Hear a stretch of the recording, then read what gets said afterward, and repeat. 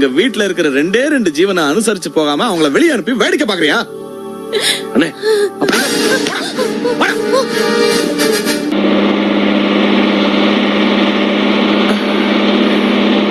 நிர்மலா, குழந்தை கொஞ்சம் பிடிச்சுக்கையே.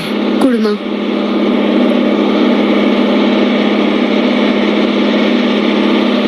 அம்மா, இந்த சீட்ல வேணா யாராவது வந்து உட்காருங்க, வாங்க. அம்மா வேணா வசதியா படுத்துக்கிட்டோம். நீ இப்படி வந்துருமா, குழந்தைய கொடு.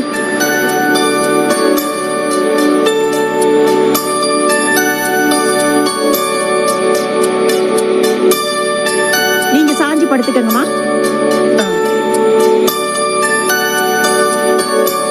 கொடுங்க, நான் வச்சுக்கிறேன். இல்ல வேண்டாம், நானே வச்சுக்கிறேன்.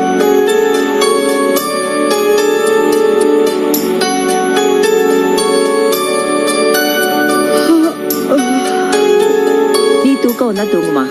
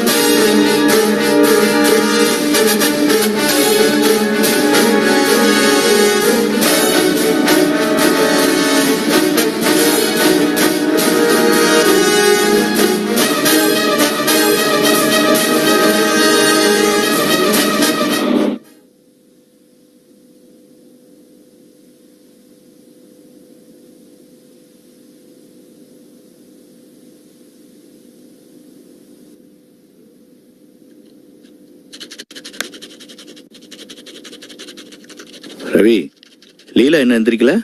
தெரியலப்பா, படுத்துதான் இருக்கா. படுத்துக்கிட்டு இருக்கா?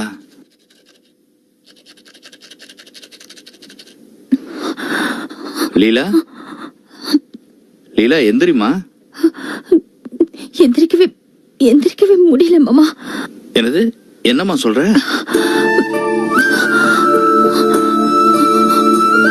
மாமா, கண்ணை திறக்க முடியல மாமா. தலையெல்லாம் பயங்கரமா வலிக்குது. உடம்பெல்லாம் குளிர மாதிரி இருக்கு. காய்ச்சல் வர மாதிரி இருக்கு. காய்ச்சலா? என்னம்மா இன்னைக்கு இன்டர்வியூ, நீ என்னம்மா இப்படி வந்து படுத்துக்கிட்ட? என்னப்பா?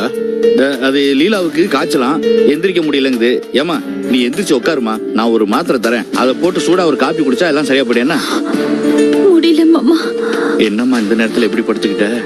ஏப்பா, அவதான் உடம்பு சரியில்லைன்னு சொல்றாள்ல, அப்புறம் என்ன பக்கத்துல உட்காந்துட்டு நை நைன்னு பேசிட்டு இருக்கீங்க? போய் அடுப்படியில ஏதாவது வேலையை பாருங்க. இல்லப்பா, ஒரு மாத்திரை போட்டா ஜுரம் விட்டுருமேன்னு அதுக்கு சொல்ல வந்தேன். பெரு வயிற்றுல யாராவது மாத்திரை சாப்பிடுவாங்களா?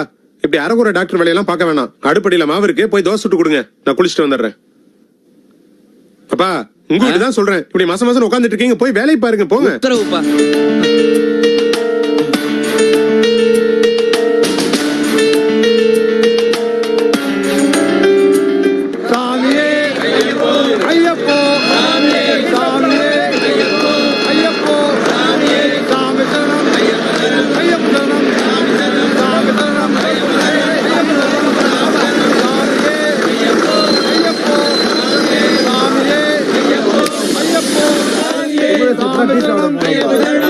குற்றாலம் வந்துச்சு, எல்லாம் இறங்குங்க. சார், சென்னையில இருந்து வர்ற பஸ் இதானே? இதுல ஒரு அம்மாவும் பொண்ணும் வர்றாங்க. அவங்க பேரு நிர்மலா. நிர்மலான்றது யாருமா? ஏமா, நிர்மலான்றது யாருமா? நிர்மலா, நிர்மலா கொஞ்சம் இருக்குமா, உள்ள பாக்க.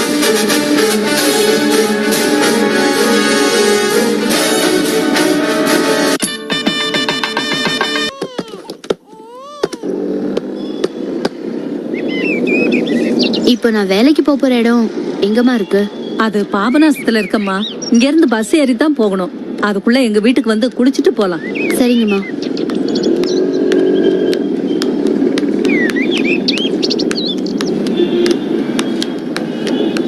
நிர்மலா நில்லு.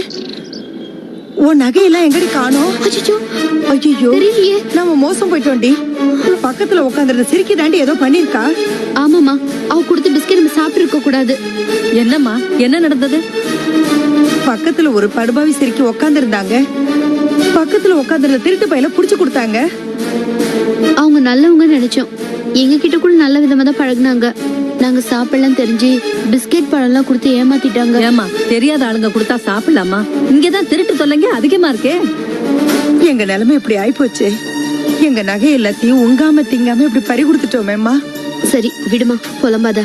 இப்பெல்லாம் பிரயாணத்தும் போது பாதுகாப்பே கிடையாது. நாம தான் ஜாக்கிரதையா இருந்துக்கணும். வாங்க போலீஸ் ஸ்டேஷன்ல போய் ஒரு கம்ப்ளைண்ட் கொடுத்துருவோம். என்னதான் இருந்தாலும் இப்படியாம்மா?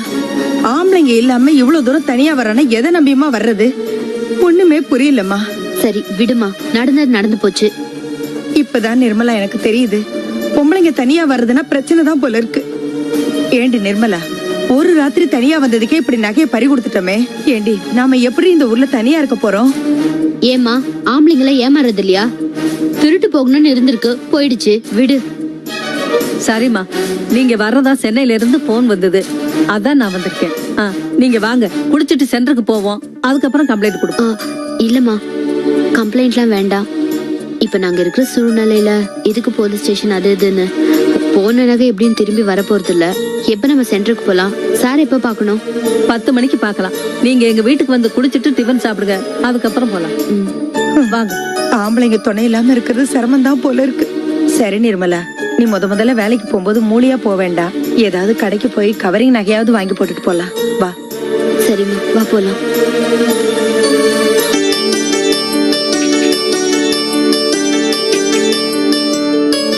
ஏனே இப்படி சும்மா உட்கார்ந்து இருக்கிறதுக்கு ஏதாவது கடைக்கு போகணும்னா சொல்லுங்க, நானும் போக சொல்லணும், பைக் எடுத்துட்டு போயிட்டு வரோம்.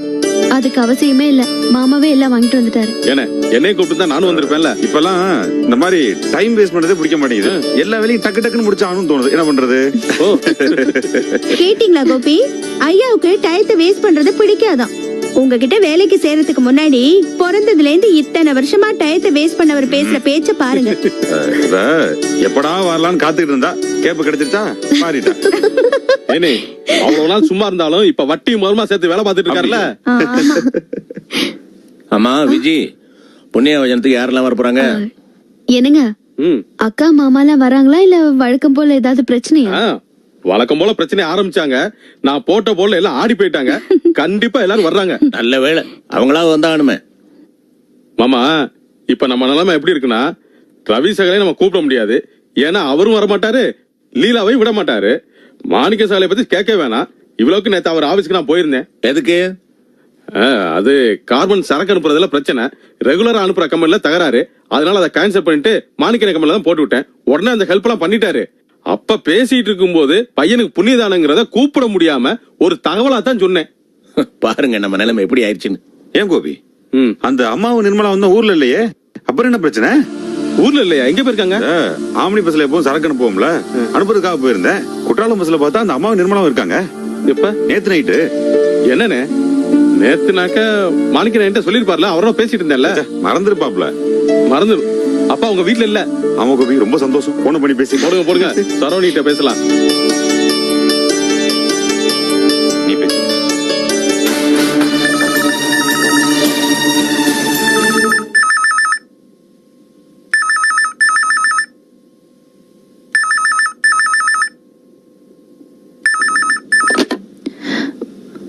ஹலோ அண்ணி, நான் கோபி பேசுறேன். இங்க போசன்ன வீட்டுல இருந்து பேசுறேன். சொல்லுங்க கோபி, நல்லா இருக்கீங்களா? நல்லா இருக்கனே. வர வெள்ளிக்கிழமை நம்ம பையனுக்கு புண்ணியதானம் வச்சிருக்கு. அதான் உங்களை எப்படா கூப்பிடுறது யோசிச்சுட்டு இருந்தேன். நேற்று கூட மாணிக்க நான் கடைக்கு போயிருந்தேன். ஆனா அவட்ட ஒரு தகவலா தான் சொல்லிட்டு வந்தேன். எனக்கு இப்பதான் தெரியும் நிர்மலா அம்மா வீட்டுல இல்லையாமே. சரி, ஒரு போனை போட்டு உங்களை கூப்பிட்டு பாக்கலாமேன்னு பண்ணேன். ஆமா கோபி, வீட்டுல ஒரே பிரச்சனை. வீடு வீடாவே இல்ல. அத்தையும் நிர்மலாவும் சொல்லாம கொள்ளாம எங்கேயோ கிளம்பி போயிட்டாங்க. இவர் என்னடானா ஒரேடியா குதிச்சு போயிருக்காரு. என்ன பண்றதுன்னே புரியல. சொல்லாம கொள்ளாம போயிட்டாங்களா? எங்க இருக்காங்கன்னு தெரியாதா? ஆமா கோபி. இல்லையே, இப்ப நேத்து பஸ் ஸ்டாண்ட்ல போசனை பார்த்தா சொன்னாரு. அப்படியா? ஆமா, இப்பதான் சொன்னாரு. அதான் உடனே நான் போன் பண்றேன். கோபி, கொஞ்சம் போனை மாமா கிட்ட கொடுங்களேன். சரி. ஹலோ சரோ, மாமா நீங்க அத்தையும் நிர்மலாவையும் பாத்தீங்களா? இவ்வளவு பதஷ்டமா பேசுற? அவங்க ரெண்டு பேரும் சொல்லாம கொள்ளாம எங்கேயோ போயிட்டாங்க மாமா. வீட்ல ஒரே பிரச்சனை. அவங்கள எங்க பாத்தீங்கன்னு கொஞ்சம் விவரமா சொல்லுங்களேன். அது நாம இப்பதான் ஆமணி பஸ்ல லோட் அனுப்புறது வழக்கம். அதுக்காக நான் பஸ் ஸ்டாண்டு போயிருந்தா நிர்மலா, ராஜம்மா, குழந்தை எல்லாம் குற்றாலம் பஸ்ல இருந்தாங்க. அப்படியா? நானு எங்க போறீங்க என்னன்னு விசாரிப்போம் பக்கத்துல போனா அவங்க எடுக்குன்னு மூஞ்சியை திருப்பிக்கிட்டாங்க. அதுக்கு மேல எனக்கு கேட்கறதுக்கும் சங்கோச்சமா இருந்துச்சு. அதான் திரும்பி வந்துட்டேன். இங்க என்னடானா இவர் பைத்தியம் மாதிரி அலைஞ்சிட்டு இருக்காரு. அம்மாவையும் தங்கச்சியும் காணோன்னு ரொம்ப கொதிச்சு போயிருக்காரு. மாமா இத உடனே அவர்கிட்ட சொல்லணுமே. சரி சரி, நீ எதுவும் பதஷ்டப்படாம இரு. நான் மாணிக்கத்துக்கு போன் பண்ணி பேசிக்கிறேன். மாமா கொஞ்சம் சீக்கிரமா போன் பண்ணுங்க. சரி சரோ, நீ வச்சிரு. என்னன்னு? இந்த சரோ ரொம்ப பதஷ்டமா பேசுது. மாணிக்கத்துக்கு போன் பண்ணி பேசிடலாம். அவருக்கும் தெரியாதா? யாருக்குமே தெரியாதான்.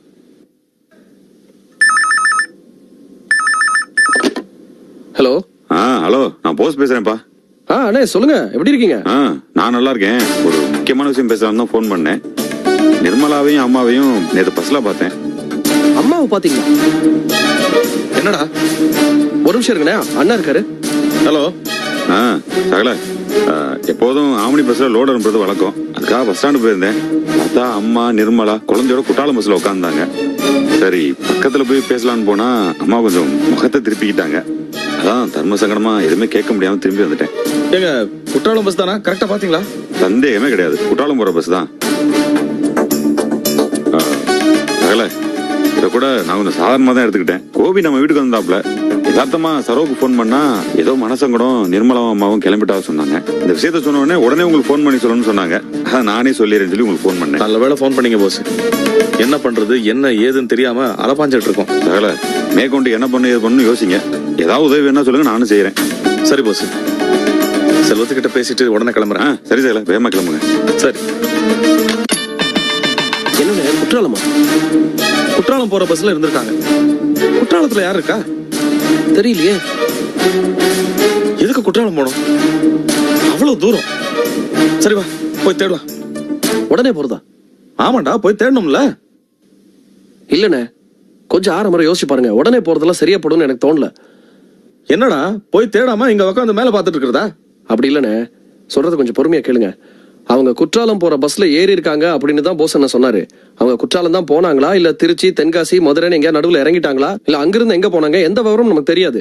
நம்ம பாட்டுக்கு அங்க போய் அலைய அவங்க இங்க போன் பண்ணாலோ இல்ல நேர்லயே திரும்பி வந்தாலோ அப்புறம் அது பெரிய குழப்பமாயிடும்னே. 2 நாள் பொறுத்து பாப்போம்னே. என்னடா முட்டாள்தனமா பேசுற? பொறுத்தா மட்டும் என்ன நடந்துருங்க? ஒண்ணு அவங்க போன் பண்ணலாம், இல்ல அவங்களே திரும்பி வந்துடலாம். அப்படி ஏதோ நடக்காட்டி அண்ணே, அம்மா மட்டும் தனியா போயிருந்தா நாம பதறதுல அர்த்தம் இருக்கு. நிர்மலாவும் கூட போயிருக்கா. அவங்க 2 பேரும் வேணும்னே நம்மள நோகடிக்கணும் தான் இப்படி எல்லாம் பண்றாங்க. 2 நாள் பொறுத்து பாப்போம். கட்டாயம் போன் பண்ணுவாங்க, நிச்சயம் திரும்பி வருவாங்க, எனக்கு நம்பிக்கை இருக்கு.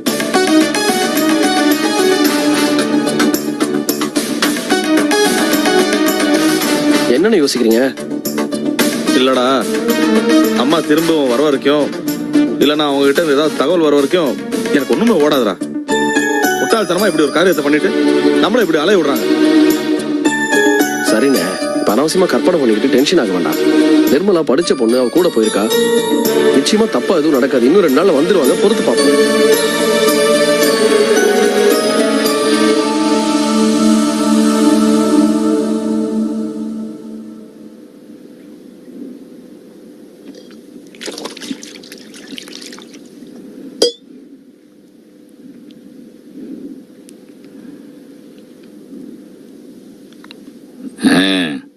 என்னப்பா சாப்பிட்டியா?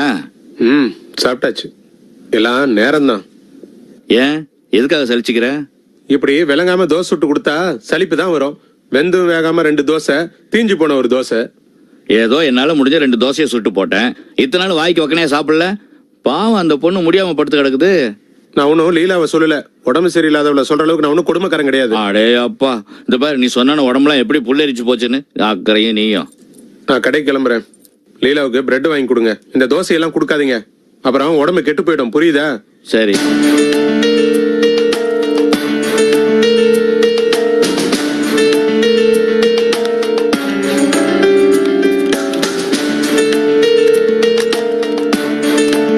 பார்த்து போ.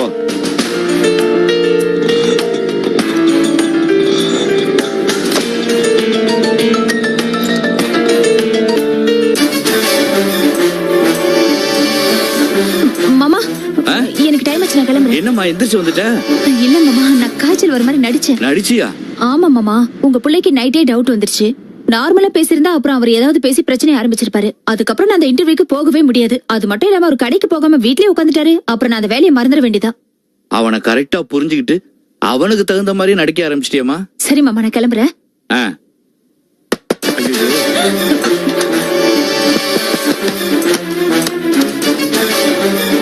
என்னப்பா திரும்பி வந்துட்ட? அதுக்குதான் சொல்றது போகும்போது தொண பேசக்கூடாதுன்னு. பேக மறந்து வச்சுட்டு போயிட்டேன்.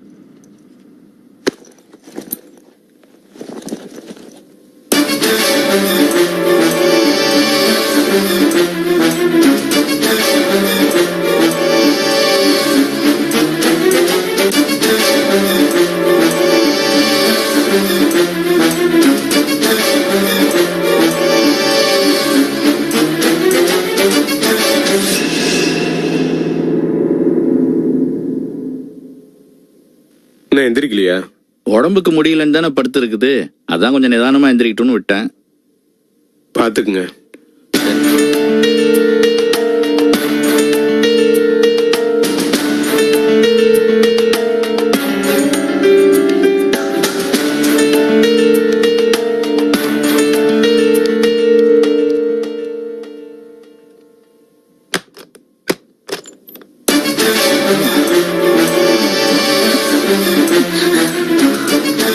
போயிட்டு மாமா. போயிட்டாமா. நல்ல வேளை மாமா, நீங்க கதவை சாத்தி வச்சிருந்தீங்க. நான் யதார்த்தமா தான் கதவை சாத்தி வச்சேன். ஆனா அந்த சத்தம் கேட்டதும் ஓடி போய் படுத்த பாரு, அதுதாம்மா ஹைலைட். அது ஹைலைட் இல்ல மாமா, உங்க புள்ள என்ன இந்த மாதிரி எல்லாம் ட்ரைனிங் பண்ணி வச்சிருக்காரு பாருங்க, அதுதான் ஹைலைட். சரி மாமா, நான் கிளம்புறேன்.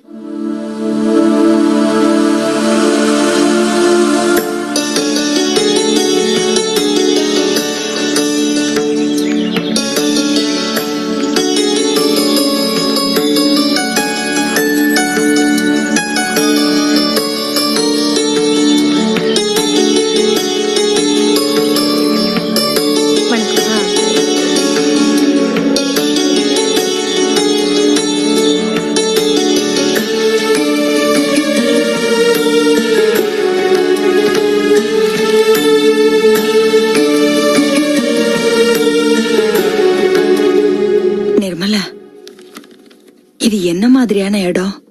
முதியோர் இல்ல மாதிரி இருக்கு. ஐயோ இல்லம்மா, இது போதை அடிமைகள் மறுவாழ்வு மையம். ஆஸ்பத்திரியா? ஆஸ்பத்திரி மாதிரி தான். இங்க மருந்தெல்லாம் கொடுப்பாங்க. அது மட்டும் இல்லாம அவங்களுக்கு கவுன்சிலிங் பண்ணி ஃப்ரெண்ட்லியா பேசி என்ன வியாதின்னு எடுத்து சொல்லி குணப்படுத்திடுவாங்க.